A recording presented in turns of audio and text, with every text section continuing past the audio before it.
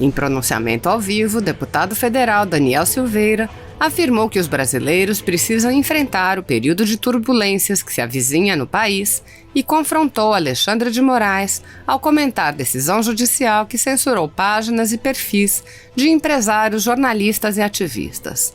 O parlamentar pontuou: o poder emana do povo. Isso é uma cláusula pétrea, não pode mudar. A decisão de Alexandre de Moraes, Alexandre de Torquemada imoral, o censor, ele é um marginal da lei.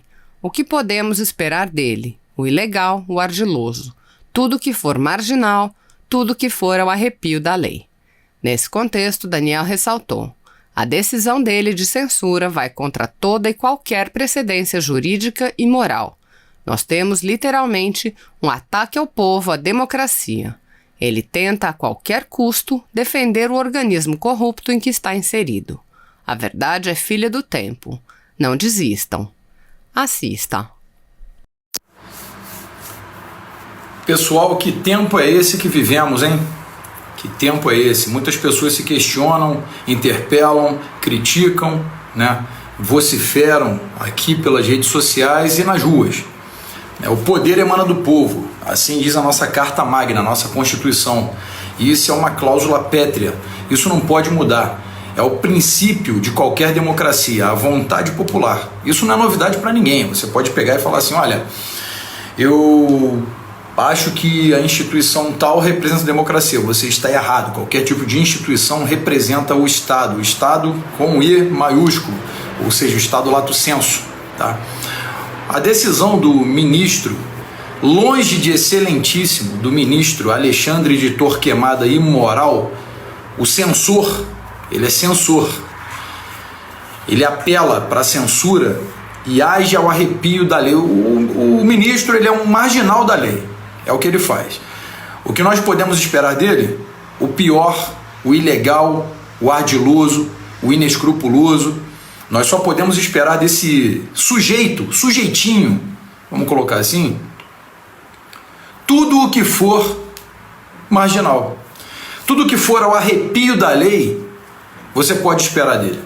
Ele pede o bloqueio de 16 perfis do Facebook, Twitter, com uma multa diária de 20 mil para a empresa que descumprir.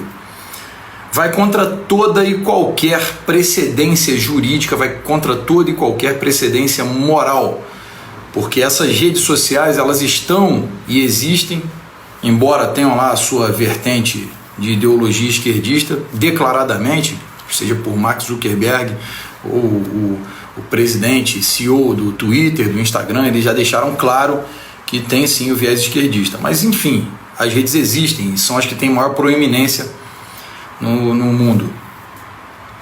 Mas quando nós temos uma pessoa como o Alexandre, né, o Xandinho, nós temos literalmente um ataque ao povo, à democracia em si. Ele tenta a todo e qualquer custo defender aquele organismo corrupto que ele está inserido, né? É como já dizia aí São Tomás de Aquino: veritas filia temporis. A verdade é a filha do tempo.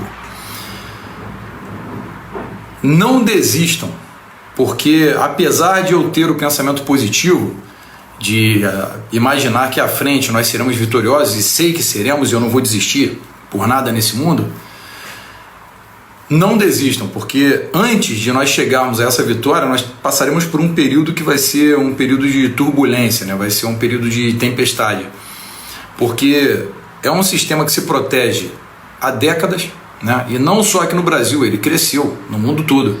Ele tem ramificações no mundo inteiro. Esse sistema que está aqui no Brasil hoje, o establishment, ele já existe em outros países, uma vez que o Brasil cresceu como nação de alta complexidade. Evidentemente que esses tentáculos entraram aqui e agora eles querem controlar a nossa máquina de todo e qualquer jeito. Ou seja, o Bolsonaro, ele está tão refém dessa máquina quanto todos nós. Contudo, ele sabe jogar muito bem o xadrez que já estava, esse jogo já estava posto sobre a mesa com as peças colocadas no tabuleiro.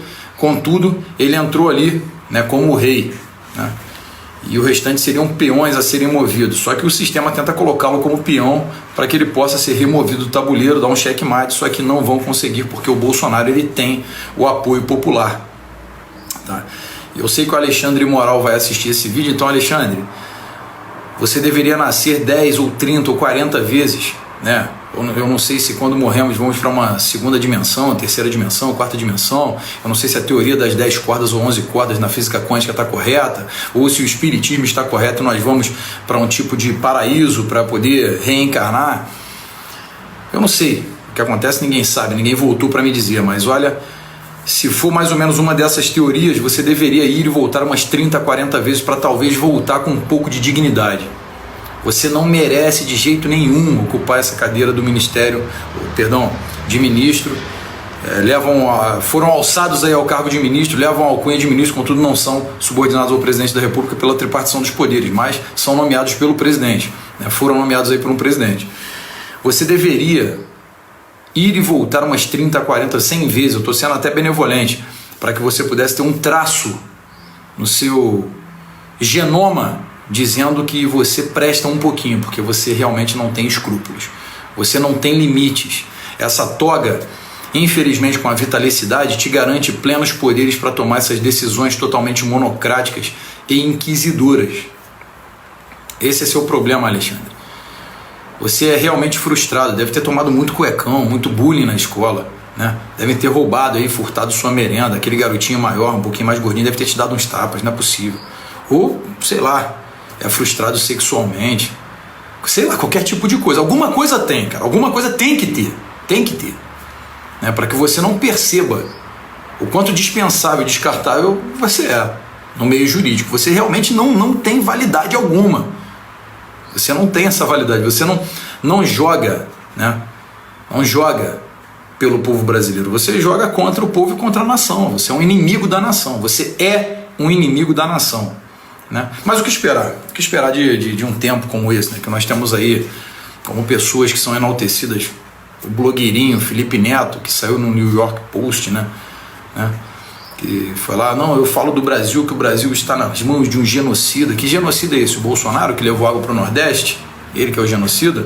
O Bolsonaro que está fazendo milagres com uma receita muito menor do que outros governos tentaram não, roubaram. E as obras paravam durante anos e anos e anos a fio, e toda hora eram retomadas e a coisa pública sendo vilipendiada.